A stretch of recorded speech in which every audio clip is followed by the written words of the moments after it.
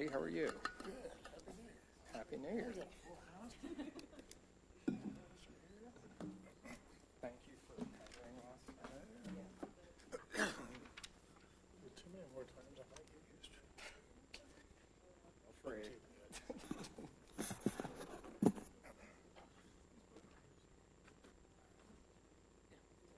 This was yours. And then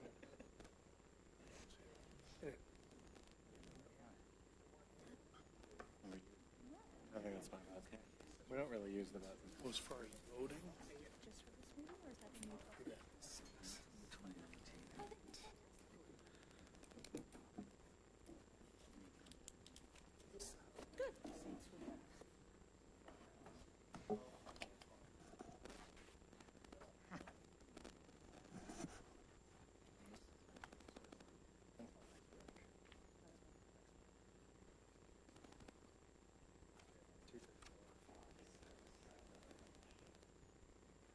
Do you want me to go ahead?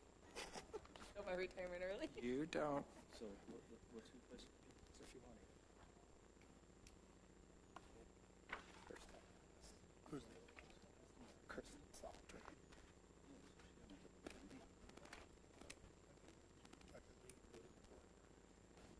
It's up to you. I guess you got enough. Yeah, we got enough. If you want to. I understand. Fine. Randy Bailey. She's got choir practice now. From 0. So we're back to 7. Nice talking to you. Randy, thanks for dropping in. Can you give us a couple bars before we start the meeting? Nice. That works. Okay. Randy's like,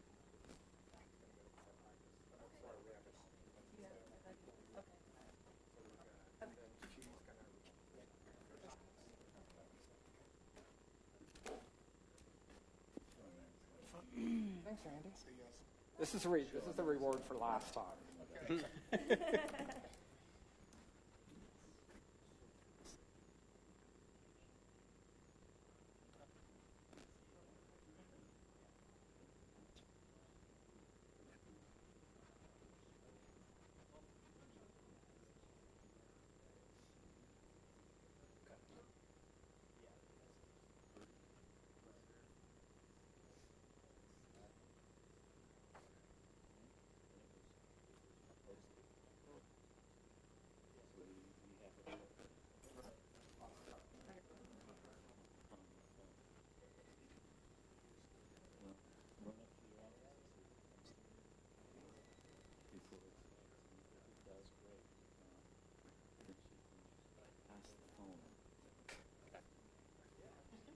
That's what I was just going to say. We did last time. Yeah. It's like really close. As you're looking at yours on your laptop. Well, I mean, I'm just if you, kidding. I know. You know what I'm saying. I know. It's like being Okay. At my lunchtime. Okay, we have a little bit of time. Judge Marilyn O'Neill. All right.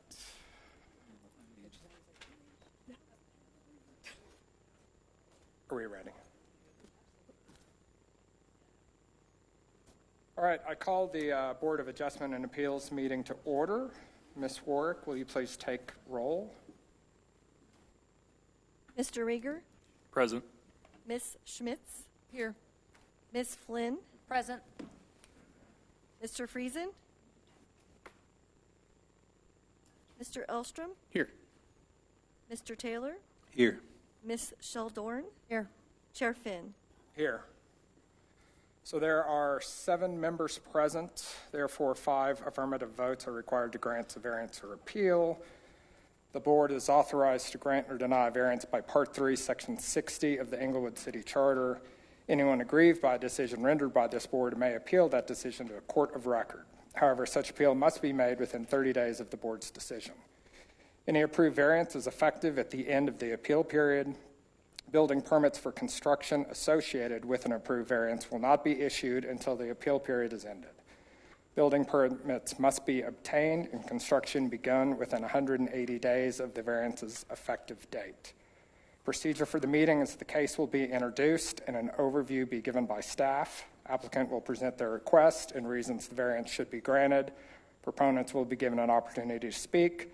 Opponents will address the board, and if needed, staff will address the board again. So I will open the public hearing for case number VAR 2018-013 Chair Finn?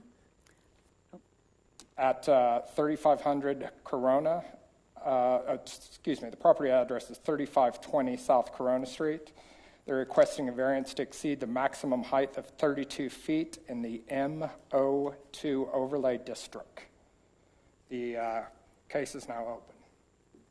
Chair Finn, I am a personal friend of the property owner, so I'm going to recuse myself from this case, but I'll be back for the second case. Perfect, thank you. So with that, there are now 6 members present. So 5 affirmative votes are required to grant a variance or appeal. I have verification of the publication and posting of the subject property. Staff, if you could provide an overview, please. Do you swear or affirm under the penalties of perjury that you will tell the truth in this proceeding before the Board of Adjustment and Appeals? I do. Please state your name. Will Charles. So as you said, this is a variance to exceed the height limit in the medical overlay district at 3500 and 3520 South Corona Street. This property is kind of situated in an interesting location where it goes between the 2 different districts. So the northern half of the property is in the M2 zone district with a height limit of 60 feet, whereas the southern portion is in the medical overlay district, which is about a 1 property kind of buffer in between the medical and the R2B zone district, which has a height limit of 32 feet. So the variance they were requesting would be for a 4-foot height variance. The proposed project would be for a multi-use building containing 44 units. The current site has a significant grade change from the north side to the south side, varying between about 6 to 7 feet, depending on if you're on the east or west side of the property. The applicant is requesting this variance in order to meet the ADA requirements for the property. With the granting of the variance, there wouldn't be any additional units created on the property. It would purely be to meet those ADA requirements. There's a picture at the end of the slideshow. So this would be the property without the variance, and then this would be with the variance if it was granted. The topography of the site, as I said, is what makes this property unique to meet the first criteria staff feels. With the 6 to 7 foot grade change, it would become very difficult to keep the floors aligned in the structure. This variance also we feel is consistent with the intent of the zone district. The MO2 is meant to be a transition zone between the M2 and the R2B.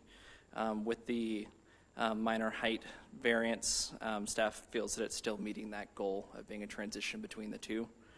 The variance would not significantly impair the use or development of adjacent conforming properties. As well, staff doesn't feel that this is a self-imposed hardship because the main intent is to meet the ADA requirements for the building. Without a variance, that would be difficult to meet. Staff is recommending approval for this variance, and I can answer any questions you might have. Does any of the board have questions for staff at this time? So is this one property or is this several parcels together? Technically, it would be 2 parcels split between the northern one and then the one that has the house on it. But they're all owned by the same owner. And so where is the height measured from? Is it measured from Corona or from Hampton? And for that, as far as the 32 feet or 60 feet? Right. So this picture probably does a good clarification on it. So anything in the blue would be the 32 feet. Anything in the red would be the 60 feet. And so on the way they have their building laid out, kind of where that dashed vertical line is would be the break between the 2 districts. Okay. But the question was, so where would the height be measured from? Corona? Oh, sorry. So height is measured off of the average elevation of the 4 corners of the structure. Okay. So it would be measured, so furthest northwest, furthest northeast, furthest southwest, furthest southeast corner. So if it's for the average corner, so you take the 4 elevations, average them together? So in essence, doesn't that take into effect the gradient change?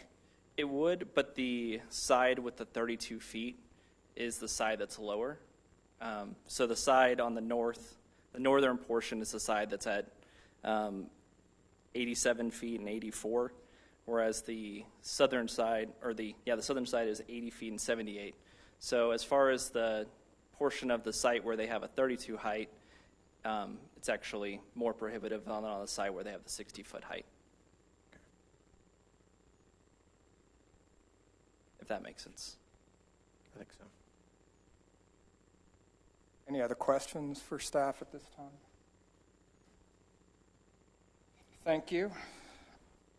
The applicant, please come forward and testify in the case. Please state your name and address to the secretary who will administer the oath. Do you swear or affirm under the penalties of perjury that you will tell the truth in this proceeding before the Board of Adjustment and Appeals? I do. Please state your name and address. Colin Waddleworth, 40 South Madison Street, Denver, Colorado, 80209. And so we have the packet that was submitted to us. So if there's anything that you can add to that would help us, we'd appreciate it. Sure. I just would like to point out also, while the grade difference from north to south is between 6 and 7 feet, actually the total grade differential is 9.5 feet. The highest point on the site is the northwest corner, and the lowest point on the site is the highest point is the northeast corner, and the lowest point is the southwest corner. So that's a 9.5 differential. So it's a bit greater than 6 to 7 feet, actually, when you're looking at the site in total. Also, I just want to point out that we looked into the step slab scenario, and basically what that makes us do in order to provide ADA accessibility is provide 48 feet of ramping, which is actually not feasible. We looked at it in a variety of ways, and it has a really, negative impact on the structure, ADA accessibility, livability, and really the project as a whole. So we did look at it, and it's, it really doesn't work. So we got with staff to discuss the situation, and we agree that, we meet the 4 criteria for a variance. So we're asking, we increase the height limit just on that south parcel from 32 to 36.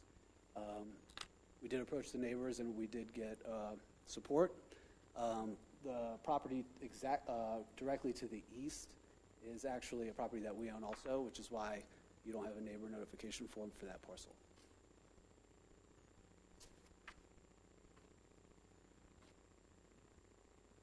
So I think Will pretty much covered everything else I was going to cover. Yeah. Does the board have any questions for the applicant? How many properties like this have y'all constructed?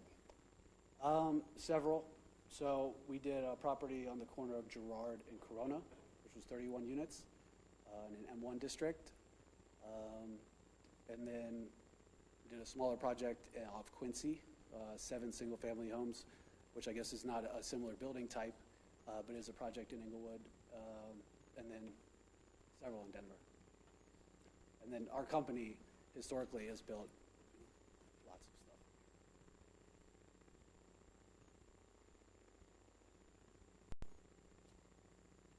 Any other questions?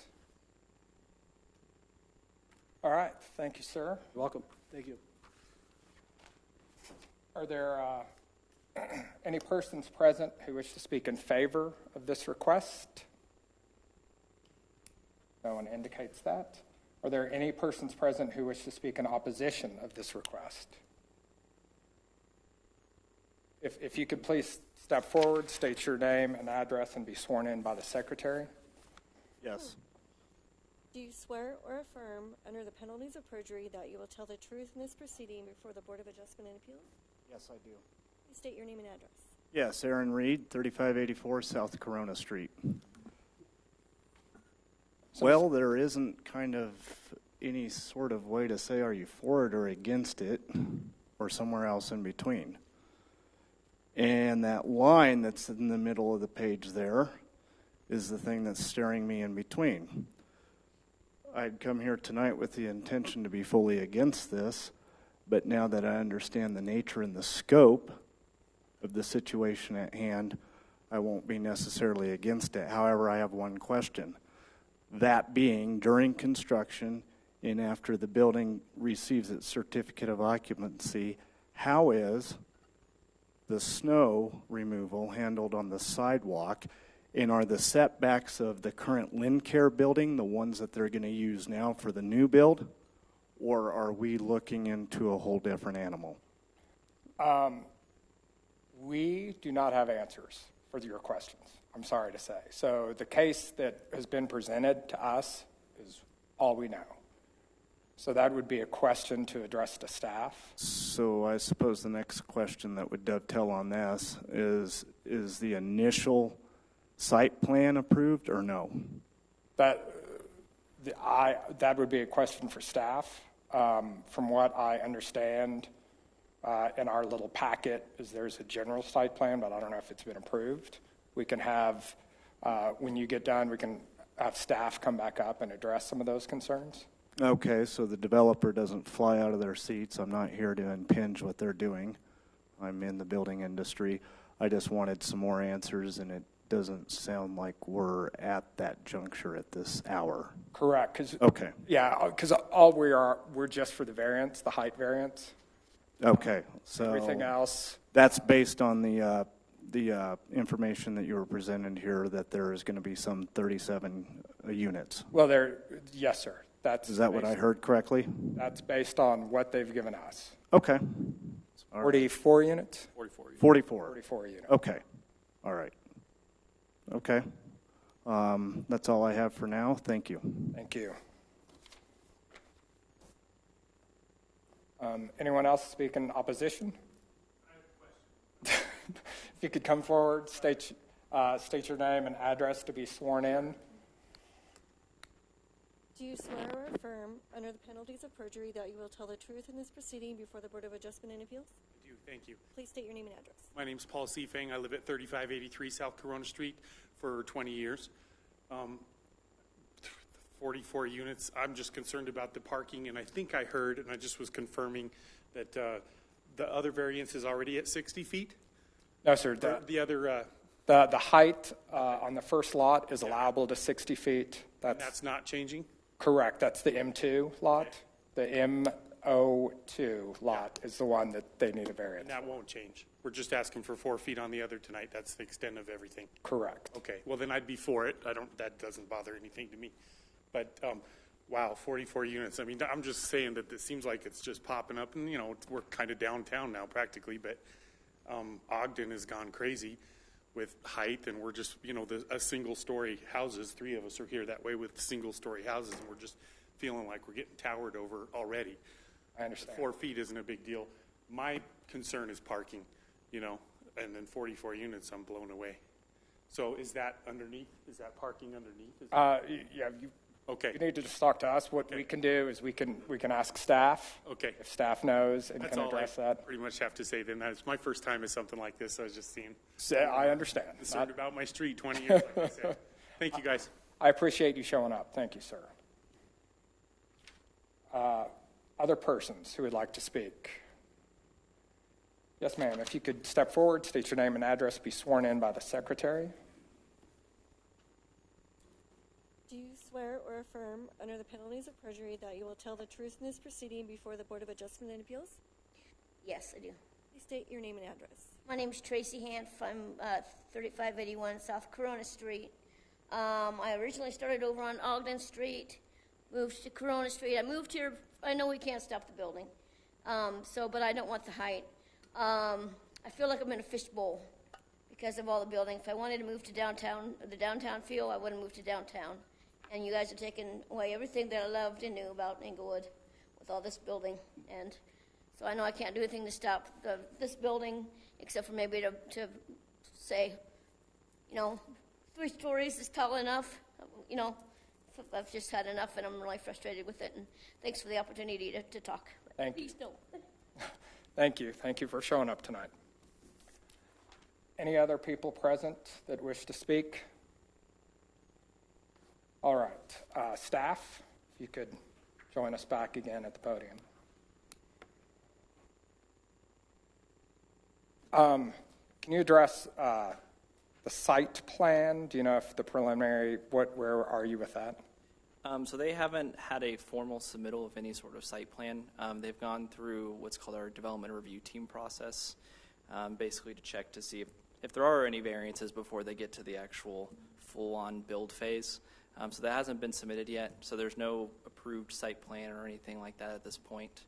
As far as what they're proposing, it is meeting all the setbacks for these zone districts. And as far as the two street frontages, there actually is a considerable amount of right-of-way on both of those. The property on the Corona side is close to the street. It's actually a 0, no more than 5 setback for both Hampton and Corona. Kind of keep the buildings actually towards the street to kind of activate the streets. But yeah, they are meeting all of those setbacks. And then as far as the parking question, it's kind of hard to see, obviously, on these drawings. But most of the bottom floor actually is going to be parking with an entrance onto Corona. Oh, yeah, that's true. I have, man. So, yeah, you can see they kind of enter off the Corona side of the building. And I didn't have anything to add besides answering the questions, unless you guys have anything else for me. I think, anyone else have anything for staff? The portion we're talking about is 3 stories with or without the... Correct. Yeah. So they provided these drawings. So this would be without the variance. So you can kind of see the green line is kind of the significant change between the two. So it'd be mainly leveling out the floors.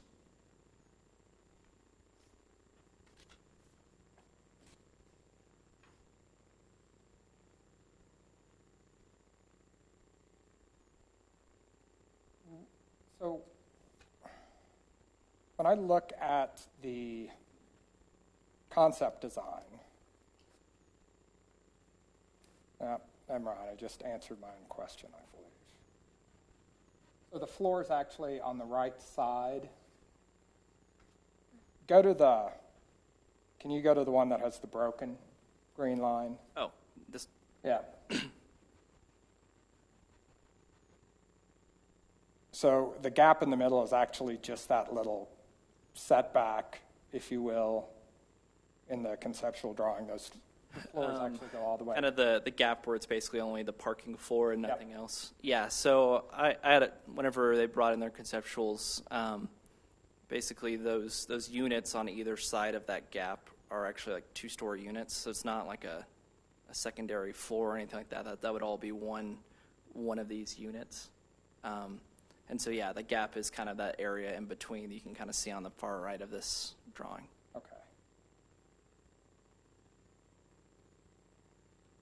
Okay. Any other questions for staff? For maximum height restrictions, does it take into account mechanical units on top of the flat roof?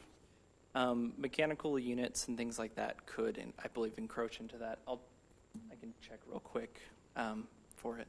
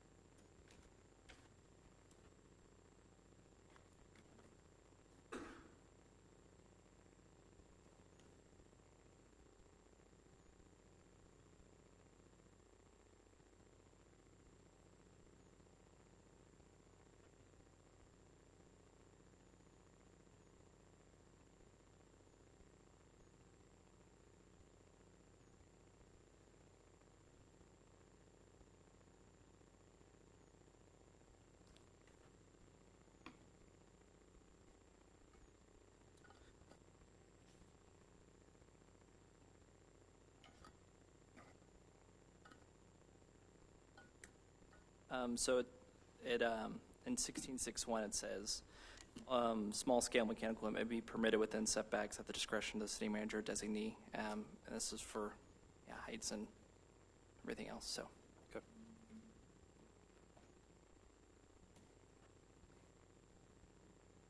Any additional questions for staff? Thank you, sir. The public hearing is now closed. Do I have a motion?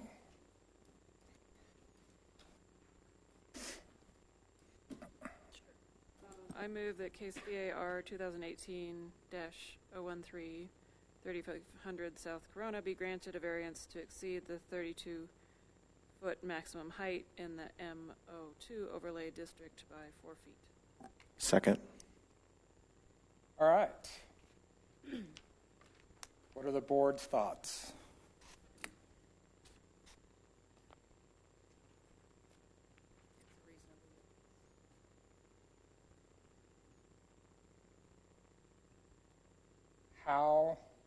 Here's my little heartburn, is that the ADA, they know they have to comply with it regardless. This is not their first building. They bought this property with that in mind. I have a hard time granting a variance for what should be a buffer zone when you're a sophisticated builder and you should be able to build around it.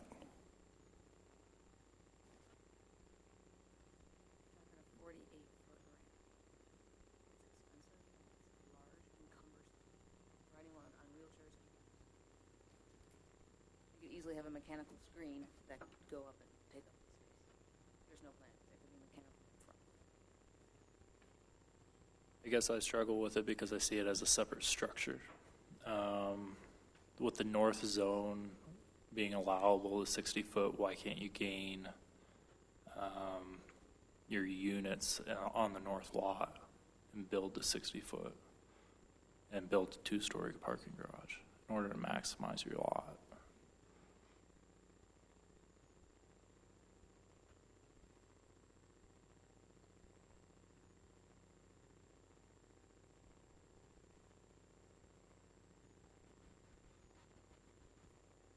But I do understand the intent of maximizing that south lot.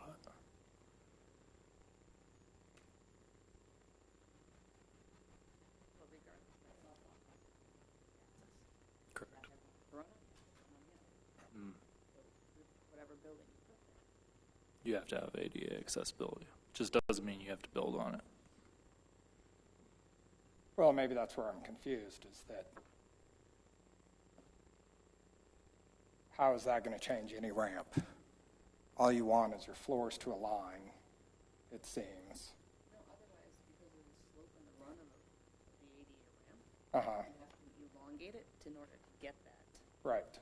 So, although they're raising the roof, you're not raising the parking level. So where's your ramp? How are you gaining? I don't understand. By bringing it more up to grade, they don't have to deal with it. So then now could they just have a standard, more normal size ramp?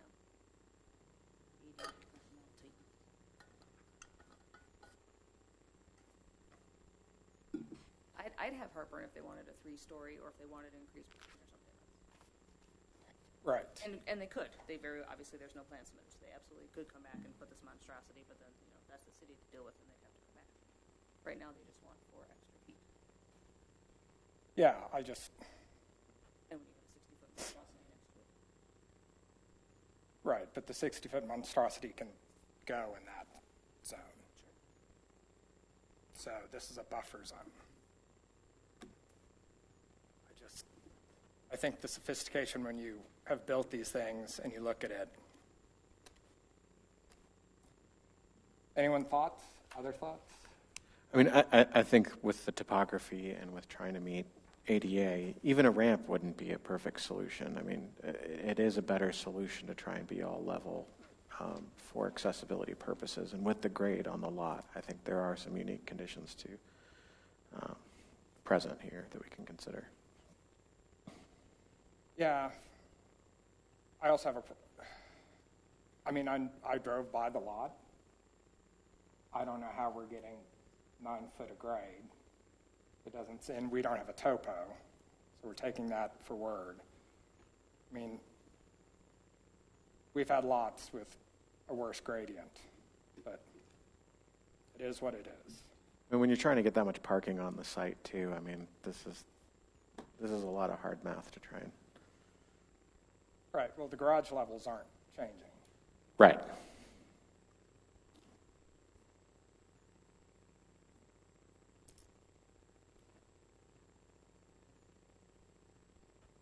Any other discussion? All right. We'll vote.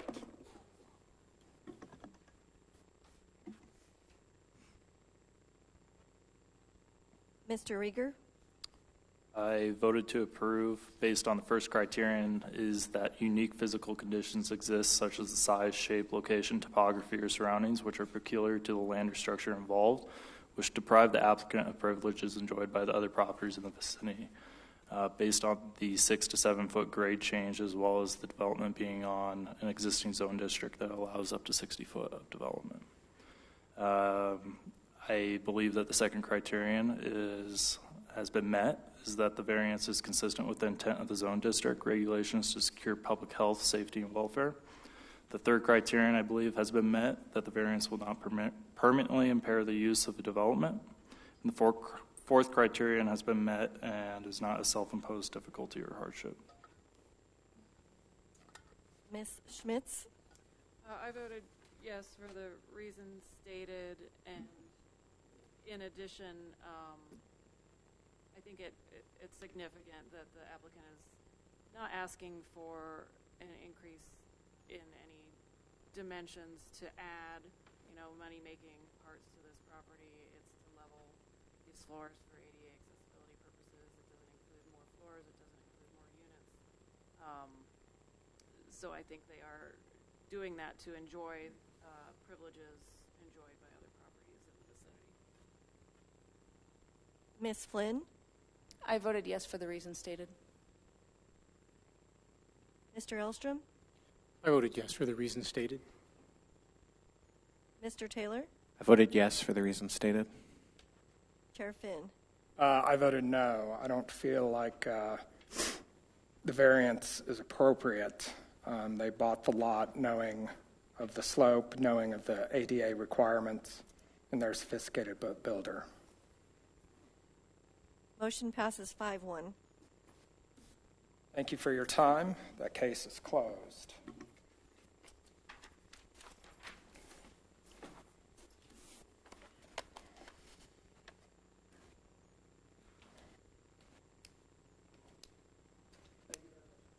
Is Kristen going to join us? I see her. Oh.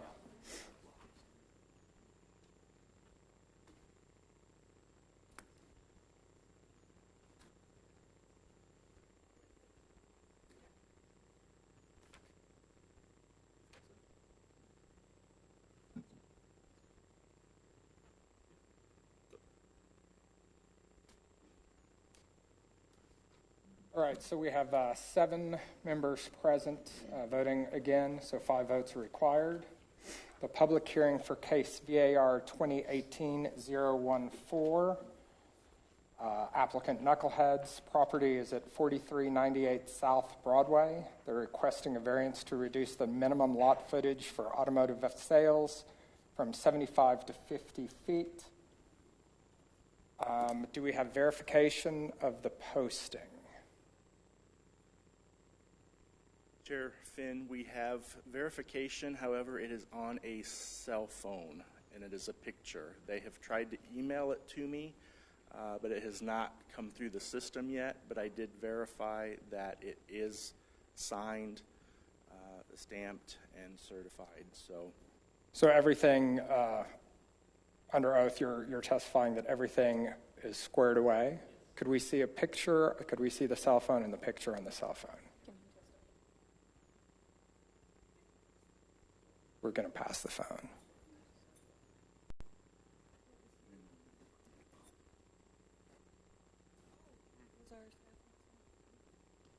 Oh, he's. Oh, sorry, swear staff in. I've gotten ahead. It's not my first rodeo, it's my last.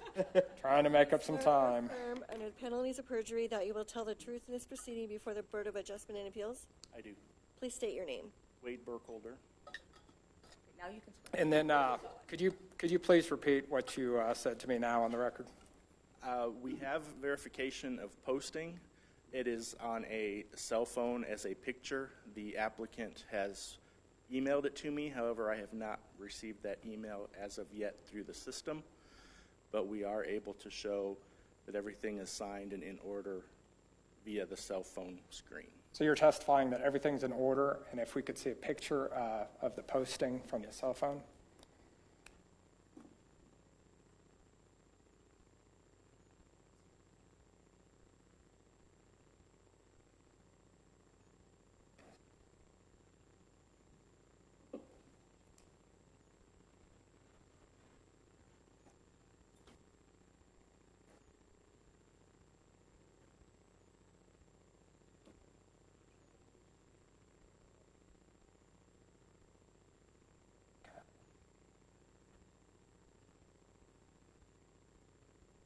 All right, so we're going to pass the cell phone up and back. And then we have to keep it as part of the record. Please do.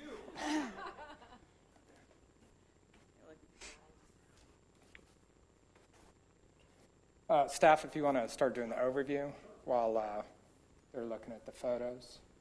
If it shuts off, let me know. It does that. Good evening again. Tonight we have before you case number VAR 2018-014. The picture on the screen is the zoning map showing the subject property located within the MU B2, mixed-use general arterial business zone. The property is surrounded on the north and south by the same zone. To the east is the R2B single-family residential zone. The property is a 50 by 125 square foot lot, 6,000 square feet. There is an existing building on the property that is 2,648 square feet in size. The screen up on the PowerPoint right now is the notification letters that the applicant received back regarding the variance request. All of those in green have indicated support for the request. Staff, here's the phone. Can you turn that for... Thank you.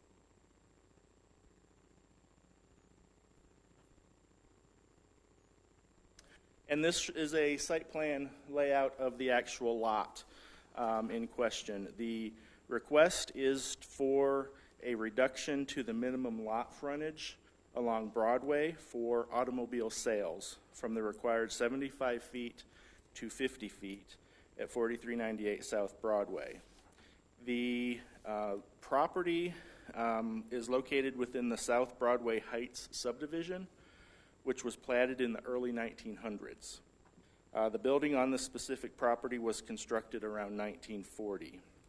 Due to the natural development patterns, lots 23 and 24 are physically unable to change as they're surrounded by existing buildings and city right-of-way.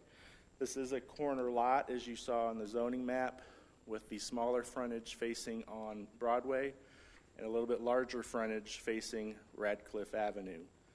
The zoning code determines the frontage being based on the most significant adjacent roadway, which is South Broadway, as that is considered a major collector or arterial street. So that's where we would need to see the 75 feet to maintain the actual use as automobile sales. Having seen that it's only 50 feet wide, thus the request for the variance. Radcliffe Avenue is not considered a major collector or arterial. However, the double frontage lot does give an indication that the property is somewhat larger than it actually is.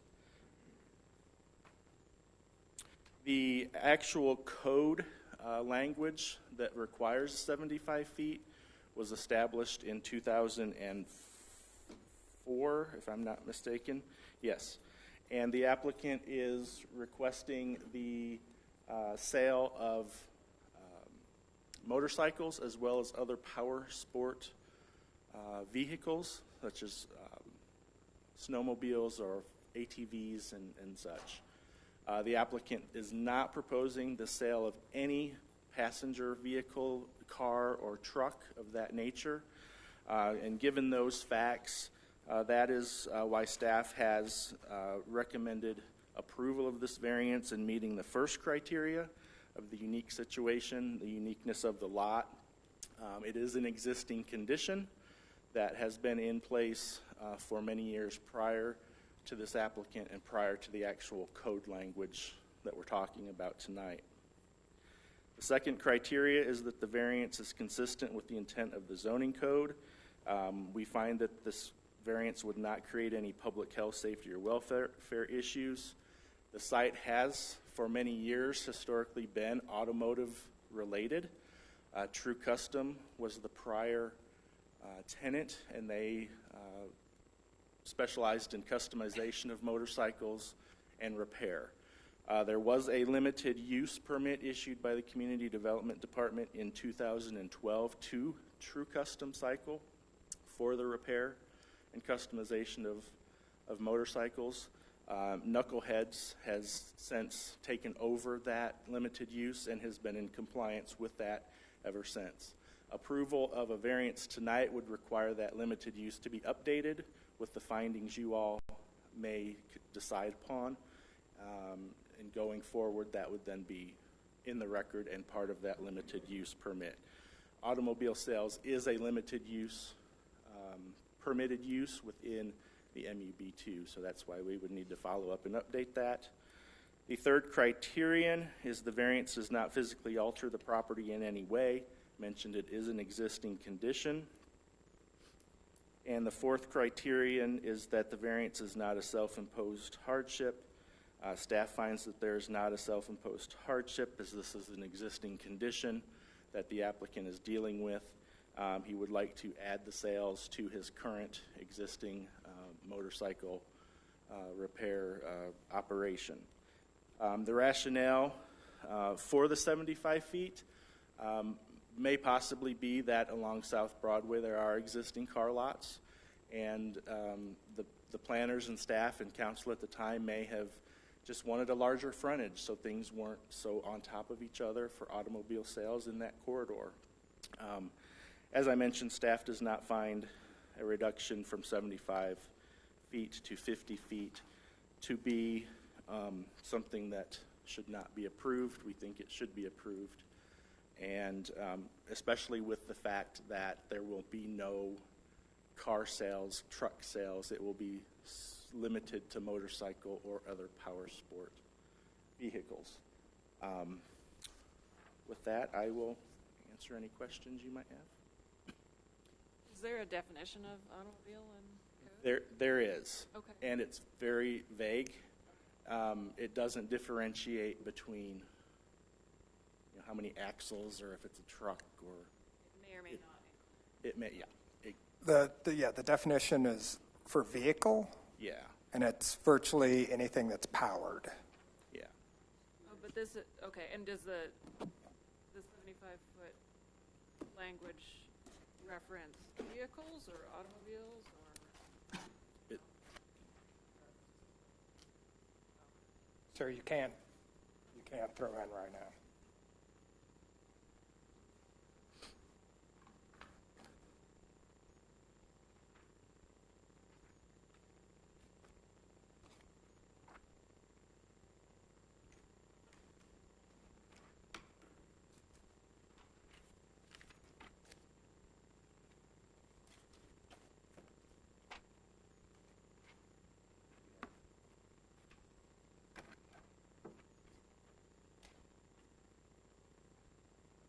So it is a vehicle and equipment facilities, including a broad range of uses for the sale, rental, and or maintenance of motor vehicles and related equipment.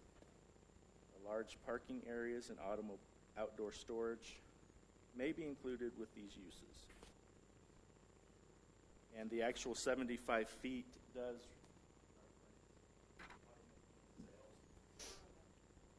So what page was that? The reference to that is on, It's 1652. yes.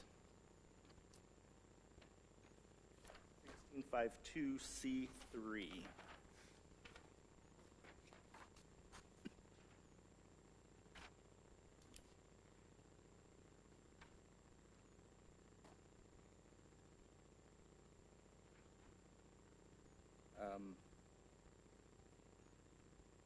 Number 11, it says lot frontage. Right, but under 3, that's where it says, so commercial uses 3, automotive sales, rental, commercial storage of operable vehicles, parking area surface, parking facility structures.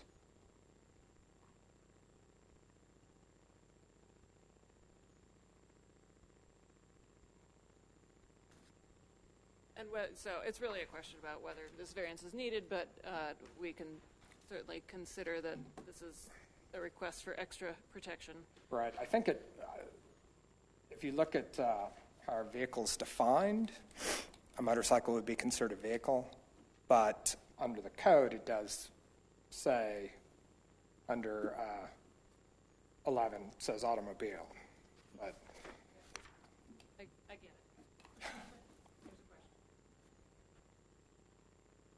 any other questions for staff at this time? I do have one question. I'm pretty on board with this concept. What I don't know is if you said, yes, Knuckleheads could put motorcycles there, and then Knuckleheads sold it to Jim's Hummer dealership,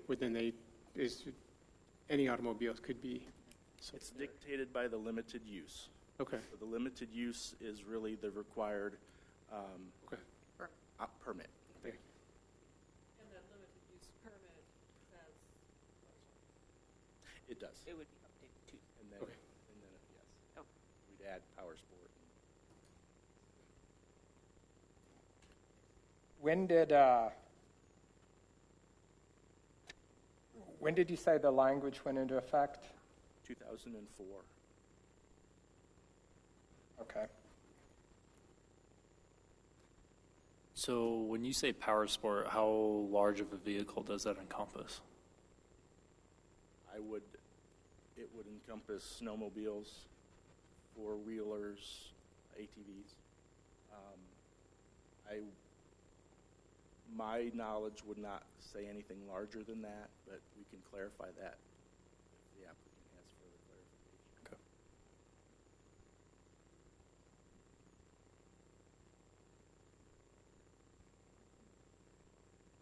Any other questions for staff at this time?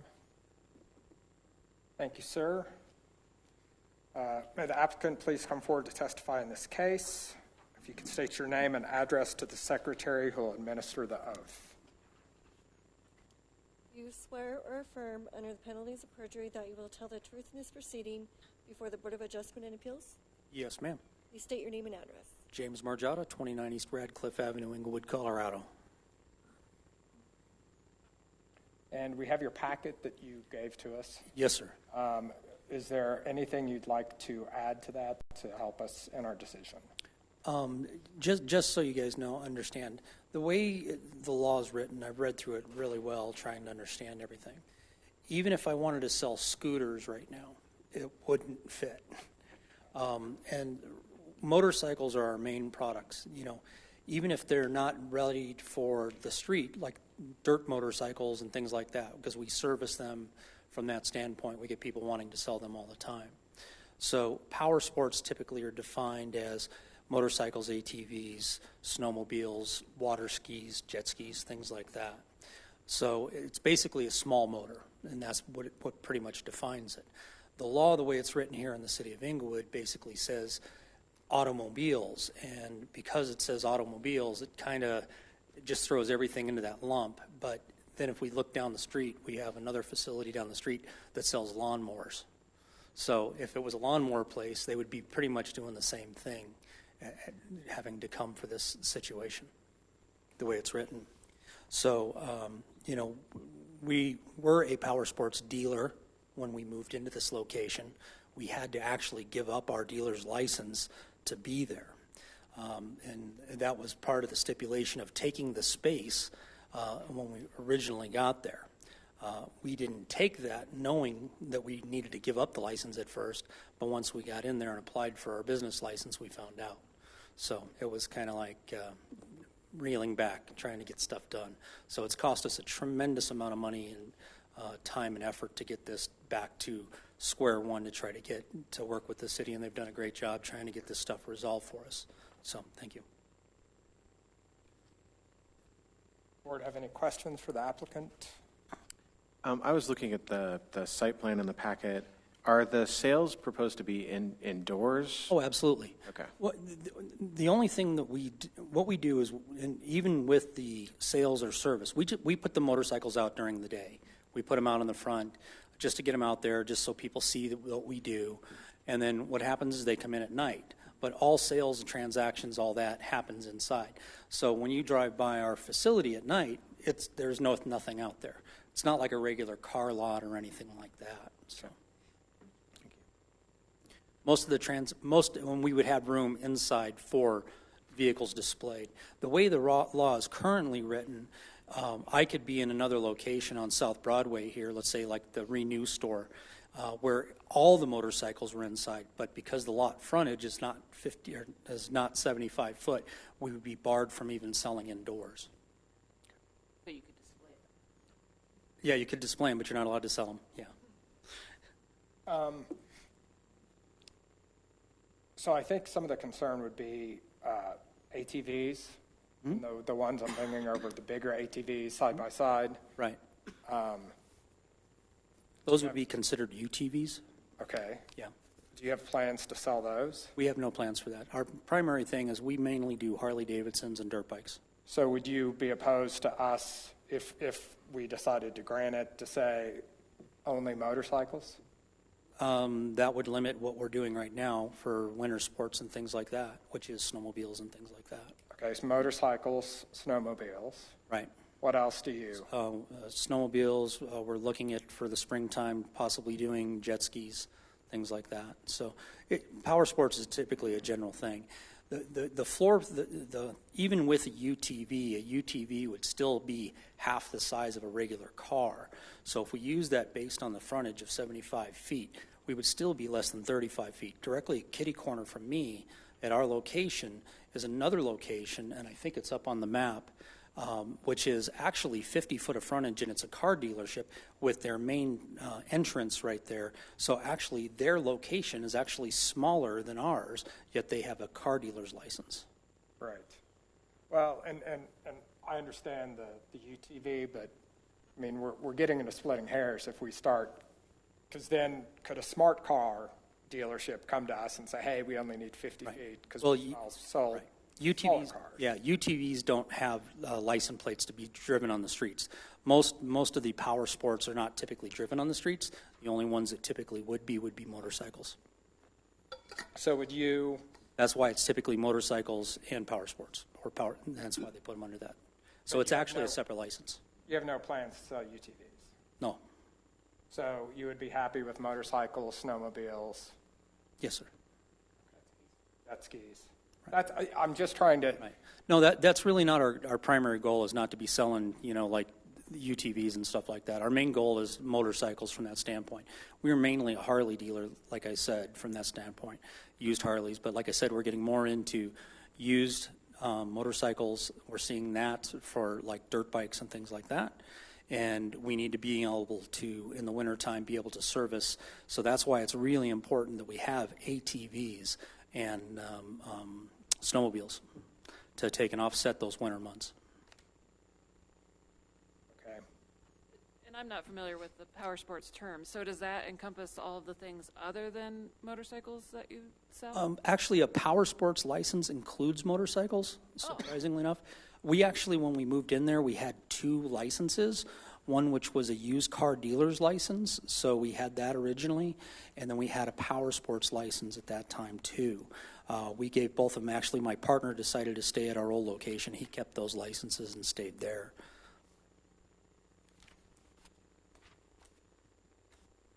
This would We're trying to do a line drawing exercise. Yeah, not a problem. Yeah, okay.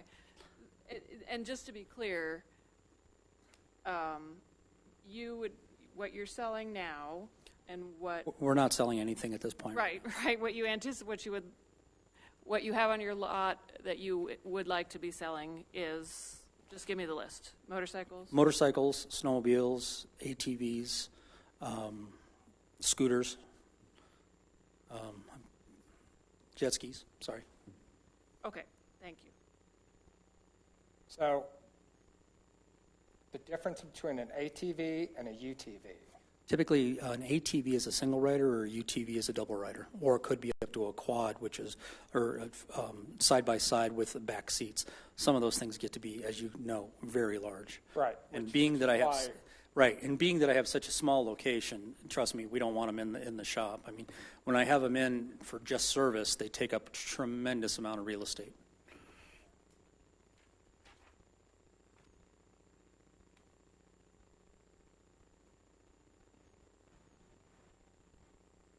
Any other questions at this point? Thank you, sir.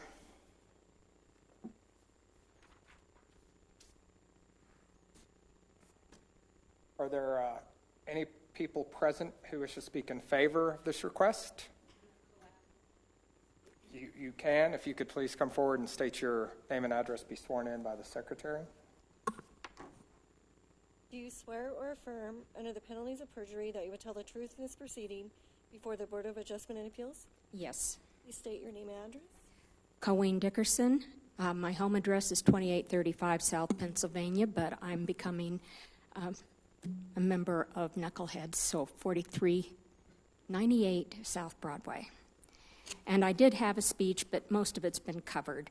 So I would just like to say that I've been observing the increased demand for power sports vehicles, especially motorcycles. So I started working with Knuckleheads to expand their business, hence the variance application tonight. I'm very excited about joining Knuckleheads and the business opportunity it presents. There are few power sports businesses close to Inglewood and none in Inglewood. But the demand for motorcycles, accessories, and other small vehicles are growing, and I am certain it is almost recession-proof. Power sports enthusiasm has not waned, but has grown and is increasingly mainstream. In conversations with JJ, we envision not a typical car lot with many used power sports hanging around, but more of a boutique setup, taking orders for specific vehicles, which we will try to fill, as well as more traditional buy-sell scenarios. You have before us our application, which was echoed and expanded upon by community development, endorsing this application.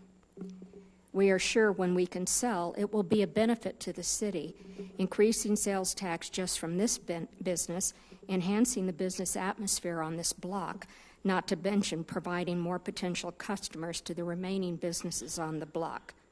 And of course, more sources of income for Knuckleheads, including me. And I'm not a biker chick, but I really love this business. And I'm hoping we can do some more in Inglewood. Thank you. Any questions? Thank you, ma'am. Other people speak in favor? If you could please come forward and be sworn in by the secretary. Do you swear or affirm, under the penalties of perjury, that you will tell the truth in these proceedings before the Board of Adjustment and Appeals? I do. Please state your name and address. My name is Jerry Walker. I live at 4180 South Pearl Street. I am a motorcycle rider.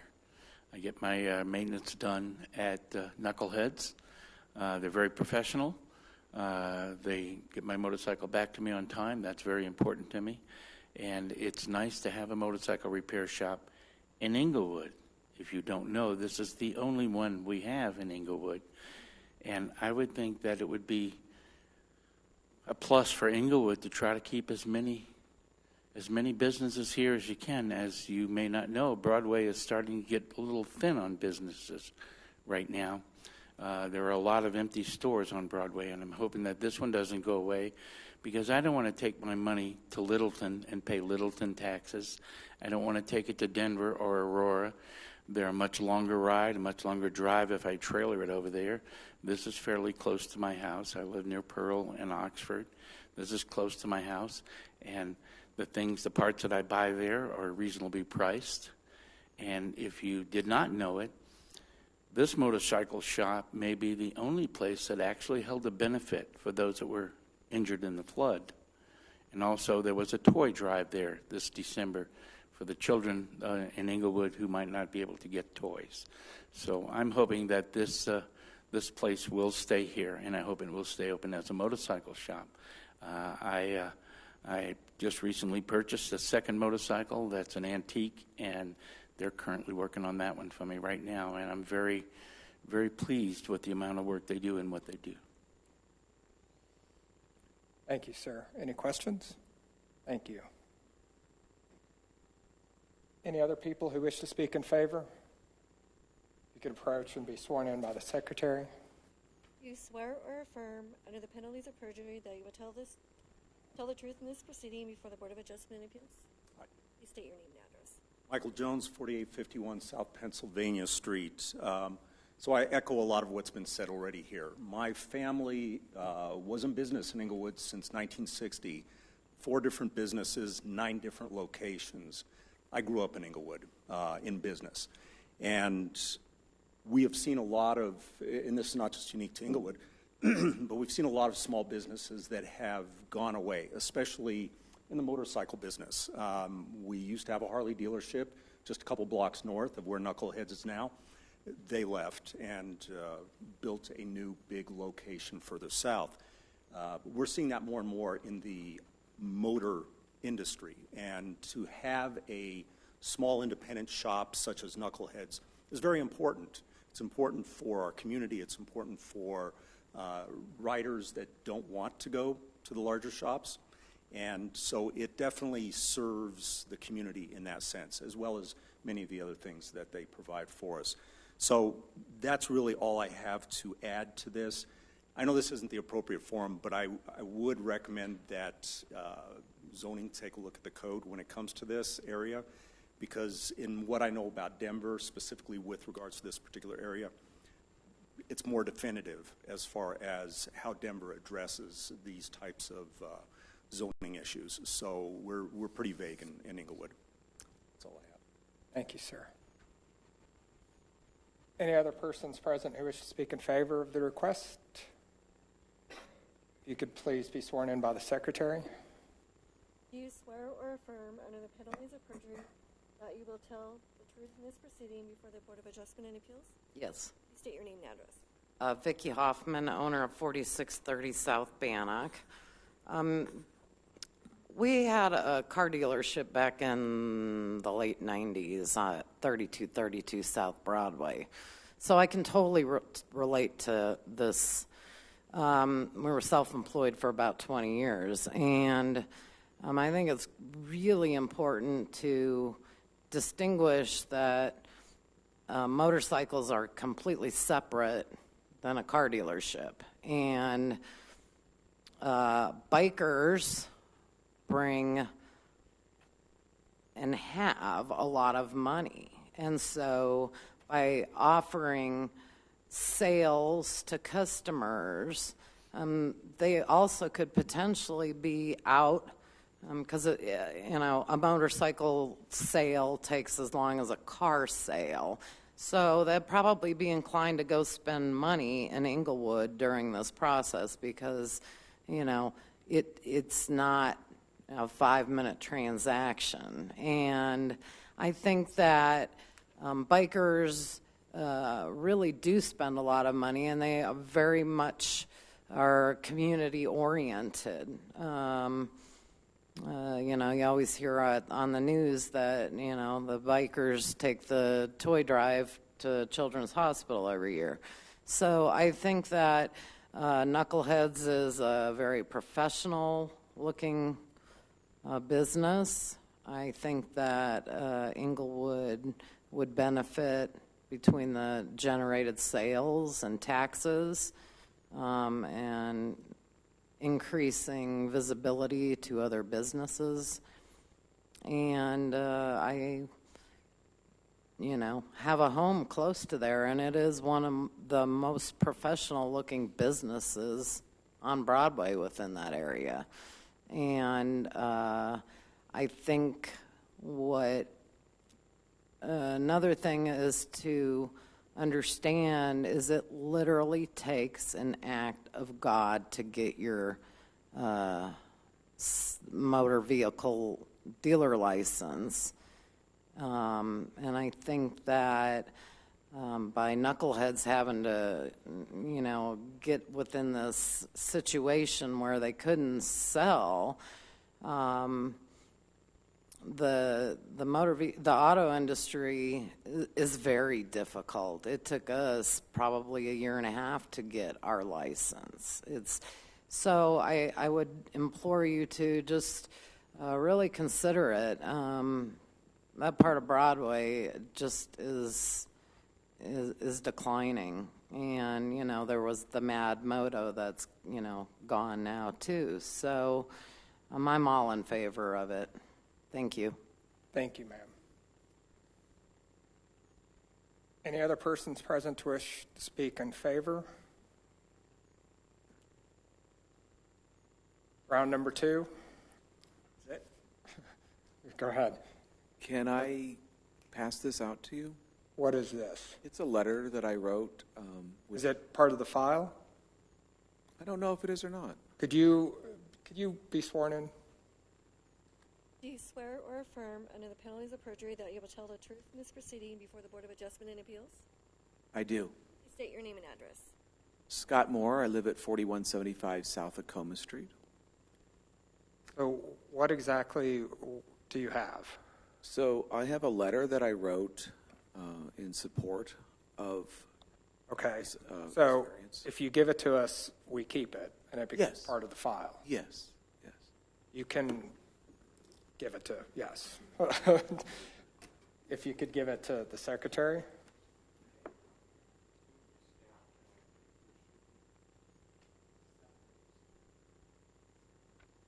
I believe so.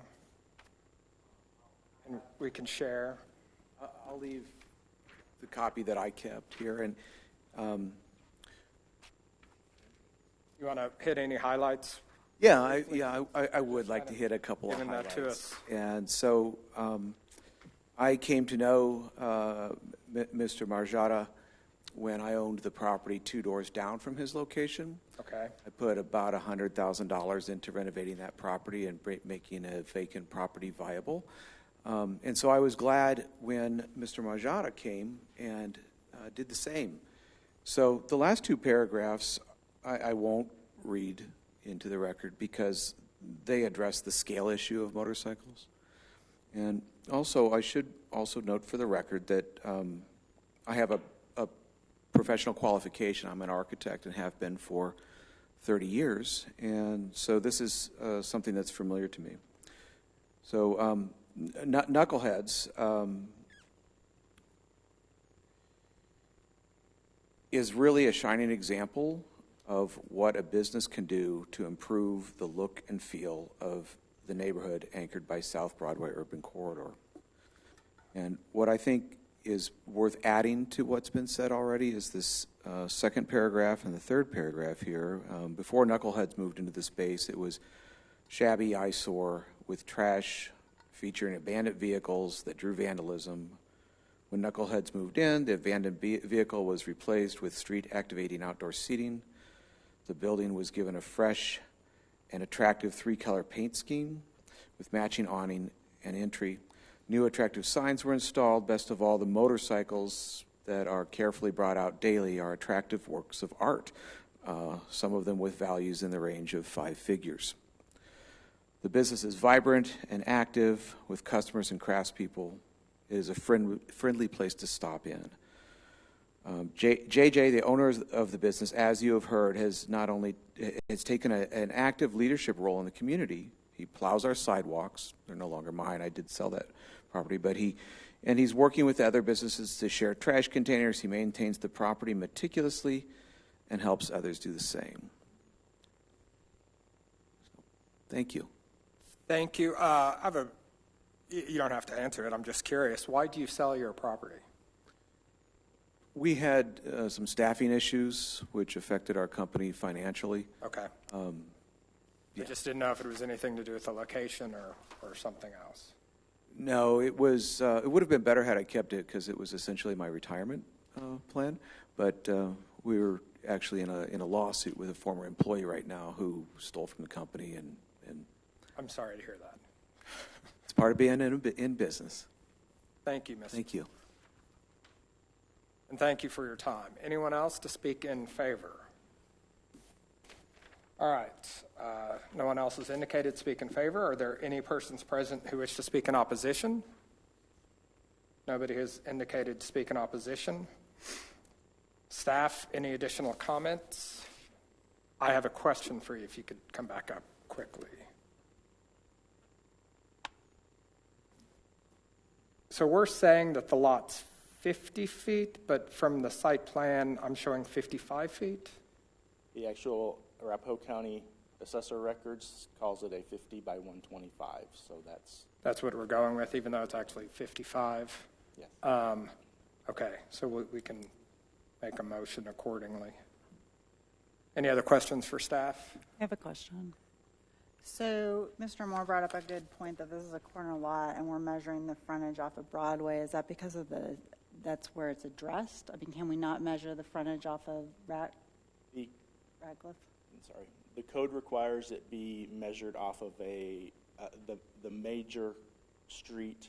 If it's a frontage, or if it's double frontage, it has to be the major, more active street, the one with the most traffic. So Broadway is a major arterial street, whereas Radcliffe is just a collector. So we would measure that 75 off of the major arterial as it is, it's ranked higher in terms of street. If this property were at Hamden and Broadway, it wouldn't be here for a variance because you'd measure it off of, you could measure it off of either and it would meet the frontage requirements. Okay. Any other questions for staff? Thank you, sir. And I trust that you'll get the photo and everything in the file? Yes. Perfect. Thank you, sir.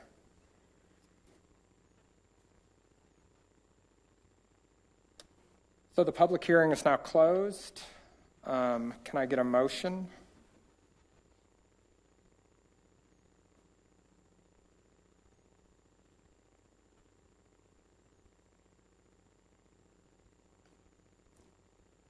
I move that variance 2018-014 be approved to reduce the minimum lot frontage for automobile sales from 75 feet to 50 feet at 4398 South Broadway. Second. I would offer perhaps a friendly revision to the motion to strike out automobile.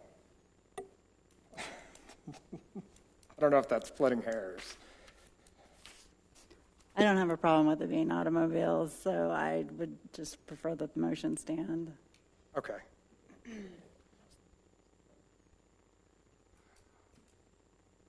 Is it? So we have a motion and a second. Discussion.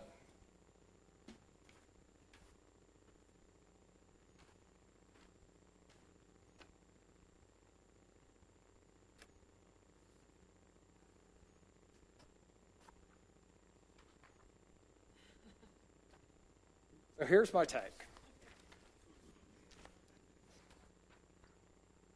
The term automobile gives me a little bit of heartache. And if you look at, even though it's defined, I'm not so sure that the powers that be were thinking motorcycles. And I'm sorry, I might be missing it. Is the definition in the packet? I don't think it is. So what I can... Okay, can we get it again? Yeah, so the definition of automobile is any motor vehicle.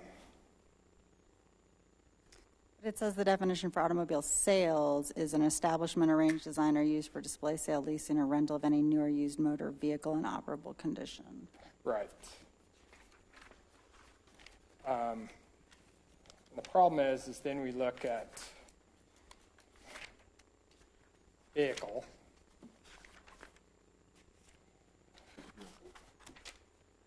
Vehicle is any device which is capable of moving itself or being moved from place to place upon wheels or endless tracks. Tanks, scooters, motorcycles. I guess I don't think that it's the job of this board to rewrite the code for the council. They gave us these very broad definitions. They're asking for a variance based on those broad definitions, and so. Is your concern that we're allowing something that's not the intent? No, I think the intent was for automobiles sales.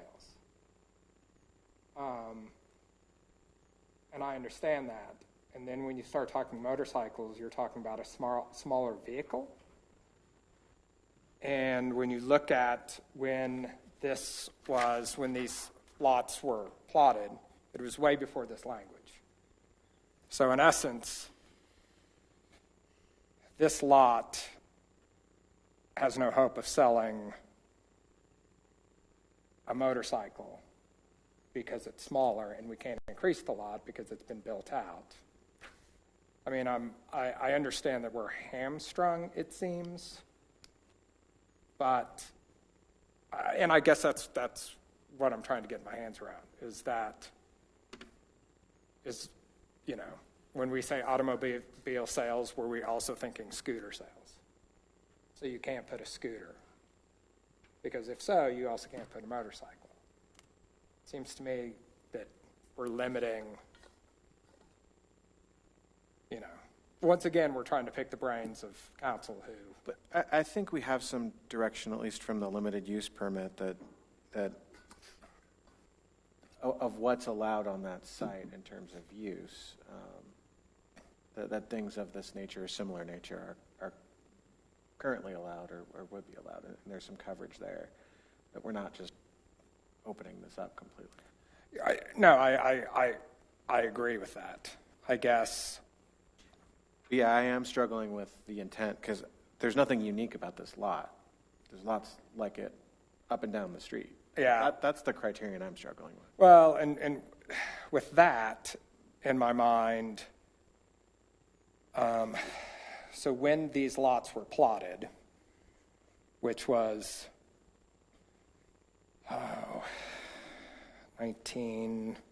before the language came out, that this lot is on Broadway, and when they plotted it, they made it 50 feet. At the time, they didn't know that was going to limit any sales, and Broadway is somewhat a commercial sales site. So that's where I think it's a little different, and that I think because of what's been done in the past, they're limiting the size of the lot. We can't make it any bigger. But that's the only thing to me to get around one, is that just history has hemmed in this lot is 50 feet. But it's hard to read the intent of anyone who wrote this, that their intent was to not allow this type of use on this size of lot, to kind of see it slowly go out along Broadway. I don't know what their intent was, but right. I'm just reading what. I guess I just don't see what's unique about this lot at all. There's the lots that are smaller.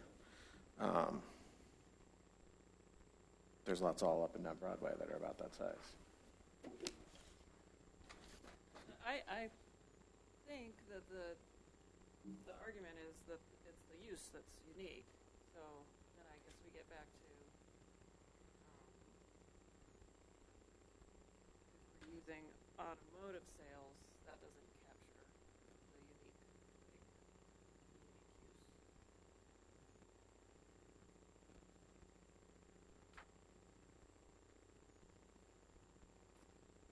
I don't know if it helps anybody if we amended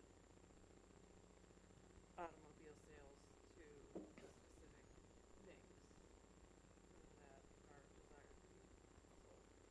Yeah, I mean, for me, for it to be considered, I would think that if it goes forward, it would be limited. We would limit the sales. That's what the limited permit uses. Right, but that's, but in Can we make essence, that part of our motion that we would, I guess I'm just asking what we can do. Can we make it a part of our motion that the limited use permit would say, would spell out additional things? That's the part I believe we can, if we can ask our attorney. So we'll have an answer to that. I think it is a concern that the language is broad in the variance. That's what's going to go into the, the county records. So a later owner or person who's leasing it in a later city planning department could have a different special use permit, and it could be different than what we're. But I don't know. I mean, to me, I think it helps that it's on the corner, although we can't consider Ridecliff as the frontage. But, you know, I guess we're back trying to figure out with the broad definition of automotive if. We could say subject to, what our lawyer here says. What's the question again? Could we amend it to say subject to any use permit? You have the authority to require any reasonable stipulation or condition that might be necessary to properly protect the general welfare when granting. It's under 16.2, 16A2. And the staff has indicated that if we rule one way or another, that the conditional permit can be modified to reflect that. I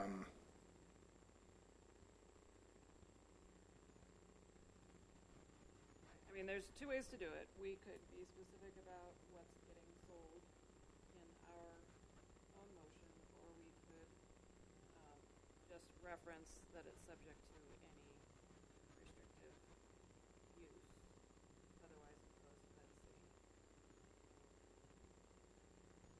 I think the second one is a little simpler, because things will change as far as use permits. Right. But are we then granting a little bit of a blank page that the city then, not that I don't trust the city, but the city can then modify our variance to fit whatever's they put on the use permit?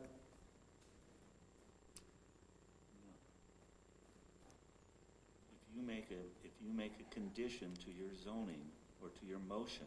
It's got to be reflected on the use permit. Exactly. Because you're going to be recording that with the county. So, so that means that the condition, though, we would need to say motorcycle sales, jet skis. You could utilize the applicant's application.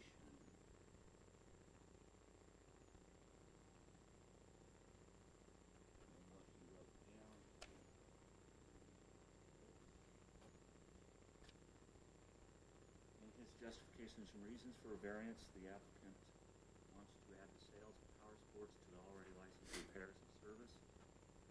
In parentheses, he writes motorcycles, ATVs, snowmobiles, PWCs, and necessary accessories of a car or larger vehicles. PWCs would be personal watercrafts.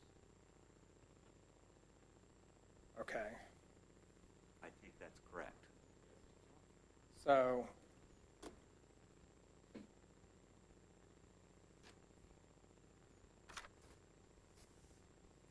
we can do that.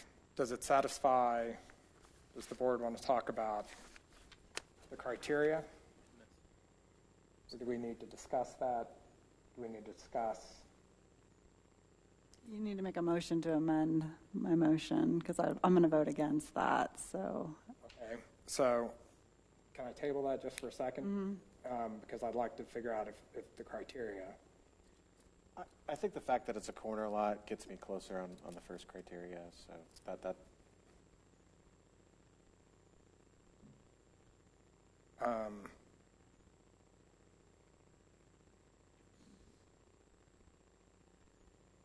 So we need to, so are we willing, is someone willing to put down an amended motion? Because what we probably need to do. Someone like me? Yes. So, but briefly, do we need to vote on the first motion and vote it down? You made a motion, there was a Second. So, You make a motion to amend now, and then we vote on the motion to amend, and then you vote on the amended motion if that passes. Okay. you're going to make a motion to amend. Make a motion to amend the first motion, I am going to make that motion to amend the first motion. and then is there a second? What are you amending? You're going to add a condition that it's only those things that Mr. Comer read, those items? That's right. Okay. So, do we want to try to get this somewhat sketched out, this motion? So, my motion to amend, and then we'll get a second, maybe, is to replace automotive with. I would think you would want to say it, make a motion to approve the application with conditions of that the sales are limited to what the applicant put down on the application or his justification. Automobile sales are limited to that, or am I getting, you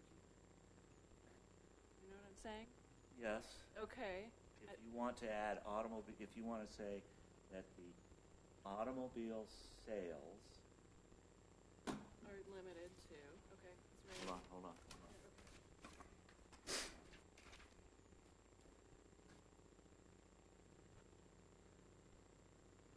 That sales of any motor vehicles are limited to.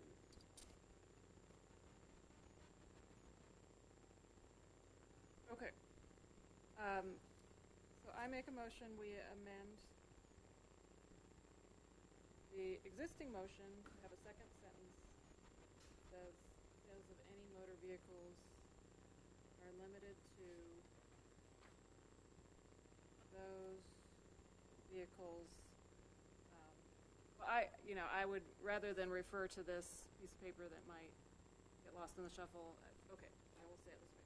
Sales of any motor vehicles are limited to motorcycles, ATVs, snowmobiles, personal watercraft.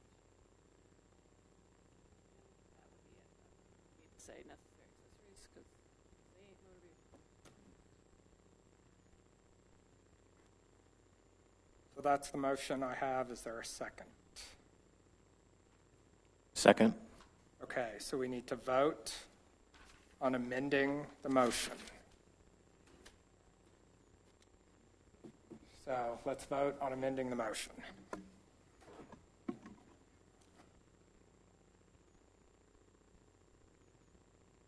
Mr. Rieger, I approve. Ms. Schmitz, Ms. Flynn, I voted yes. Mr. Elstrom, I voted yes because it clarified the situation. Mr. Taylor, I voted yes. Ms. Sheldorn. No.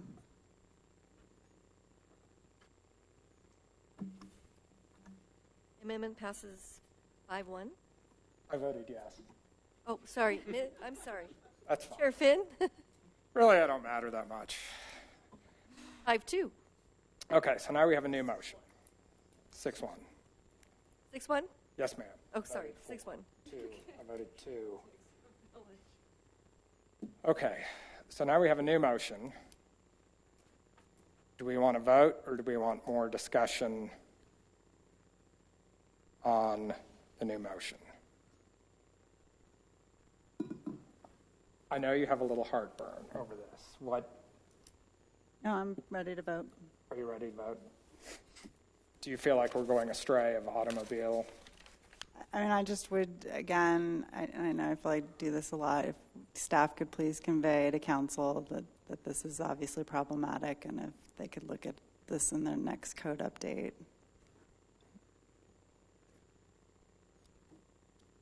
I mean, if everything was crystal clear, we would have nothing to do on Wednesday nights once a month. I know, I work in jurisdictions with no boards of adjustment. All right, any other questions, concerns, or should we vote? Are we ready to vote? My very broad overview of this is that nothing really changes except that in the conduct of their daily business, no one would notice any different except that occasionally a title would transfer hands. So, that's my observation. All right, let's vote.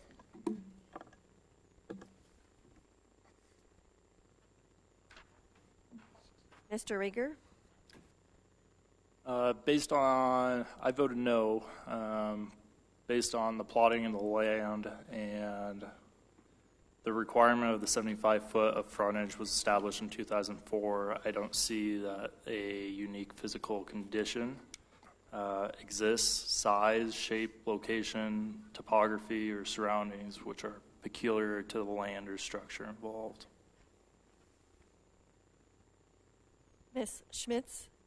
I voted yes. I think the criteria are met. There's a couple of unique aspects to it. One is that it has a 75-foot frontage on the side of the lot. The other is that we have a somewhat unique product that will be sold on this property. I think it's consistent with the intent of the zone district. Secure public health, safety, and welfare, and not issues related to your third criterion that will not currently impair the use of development of adjacent component properties or alter the essential character of the neighborhood. Automobile repair I don't see as significantly different from sales, or that would currently impair the use of development of the neighborhood. Fourth criterion is not a significant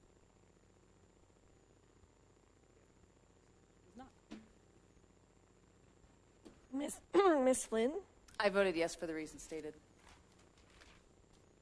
Mr. Elstrom? Also voted yes for the reasons stated. Mr. Taylor? I voted no. I do not believe the first criterion has been met, that there are unique physical conditions related to the size of the lot or the topography or its surroundings. I also believe that criterion 4, that the applicant has entered into the use of this property, knowing that this would be a difficulty related to this, the way the law is written right now. Ms. Sheldorn? I voted yes for the reasons stated by Board Member Schmitz. Chair Finn? I voted yes for the reasons stated, and additionally, I'd like to, on the first criterion, that the lot was plotted in the early 1900s. The specific property was constructed around 1940. At the time, I don't believe that they understood that Broadway was going to turn into such the commercial corridor that we now see it. And also because of the way it's been developed, you really can't increase that lot frontage to 75 feet in this case. And I think that really goes to the case that originally when this lot was laid out, I think they saw it as being more residential and not the commercial zone that it's now developed into. Motion passes 5-2. Thank you for your time.